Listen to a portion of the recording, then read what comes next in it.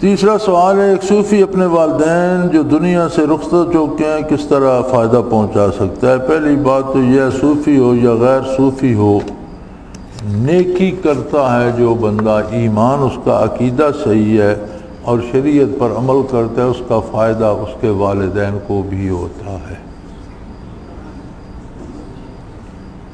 جس طرح کوئی عمل جاری چھوڑ جاتا ہے، کنواں بنوایا، مسجد بنوائی، سڑک بنوائی، ہسپتال بنوایا، اس کا جب تک چلتا رہتا ہے اسے ثواب پہنچتا رہتا ہے، انہی اعمال جاریہ میں سے اولاد بھی ہے۔ اور جو برائی کرتی ہے اولاد، اس کی بھی والدین سے بعض پرس ہوتی رہتی ہے کہ تم نے اسے بتایا تھا کہ یہ کام کرنے کا نہیں، اگر انہوں نے تربیت ٹھیک کی تھی یہ بگڑ گیا تو پھر سزا اس کے لیے ہے، اور اگر انہوں نے بھی لاپرواہی کی، اسے دین بتایا ہی نہیں، تو پھر اس سزا میں بھی وہ شریک ہوتے۔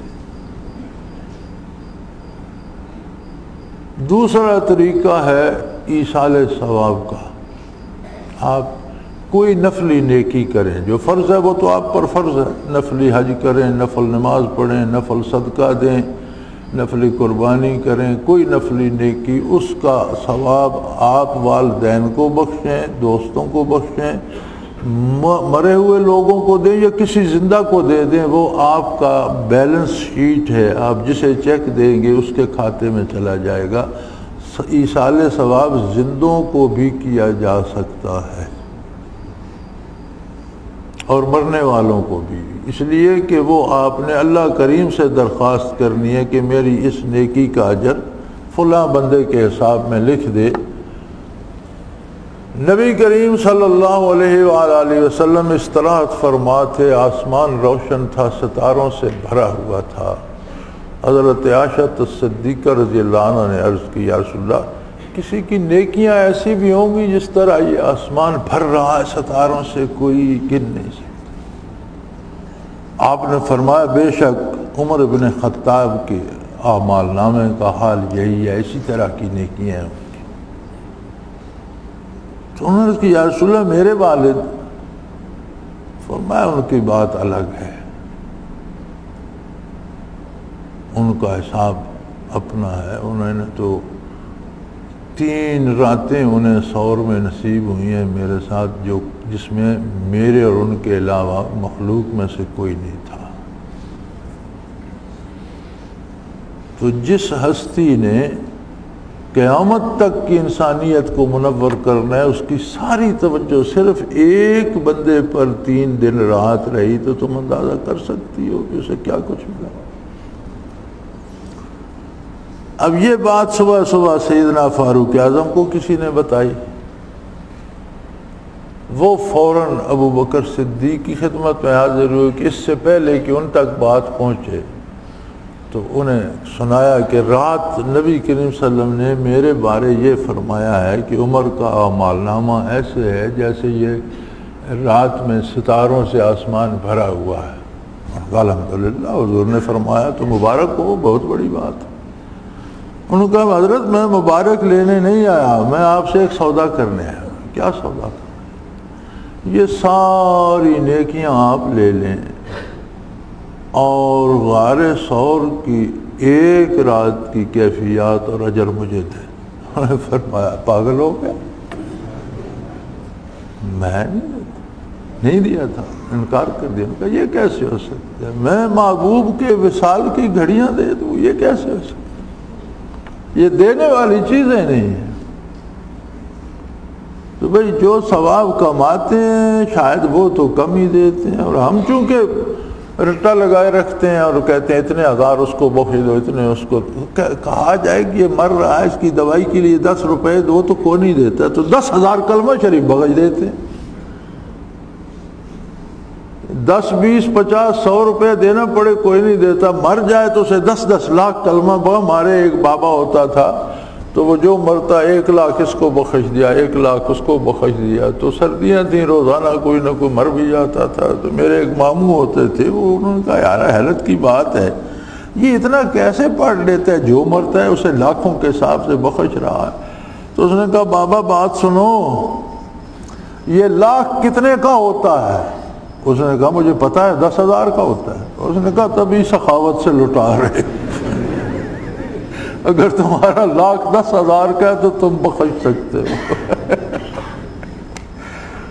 تو بھائی والدین کو اگر آپ ذکر کرتے ہیں، مراقبات کرتے ہیں، تجلیات ہوتی ہیں اور اعمال کرتے ہیں، ذکر سے صرف یہ اس بات پہ رہنا کہ میں ذکر کرتا ہوں تو یہ صحیح نہیں ہے. ذکر کا اثر کردار میں نظر آنا چاہیے.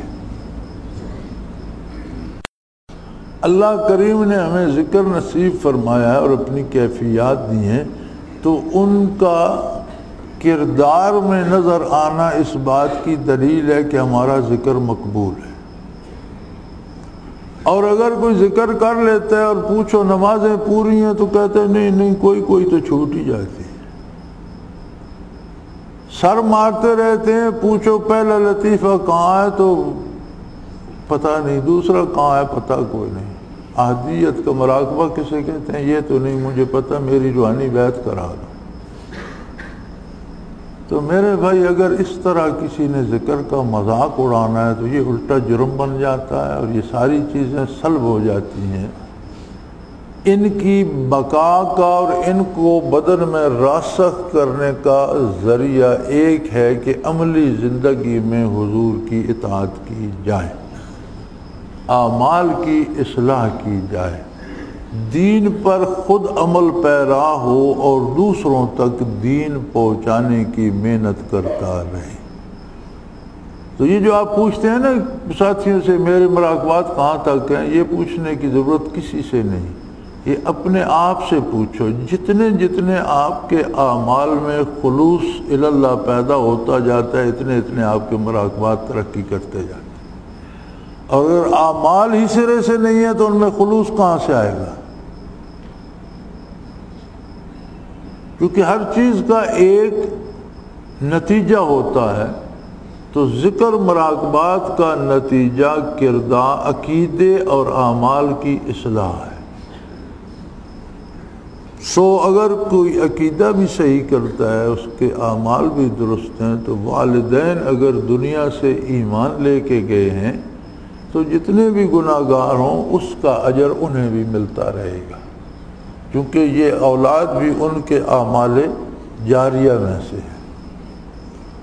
اور جو عقیدے میں خرابی، کردار میں خرابی کرتے ہیں، وہ ایک طرح سے والدین کے لیے بھی مصیبت کھڑی کرتے ہیں، برزخ میں اور قبر میں بھی.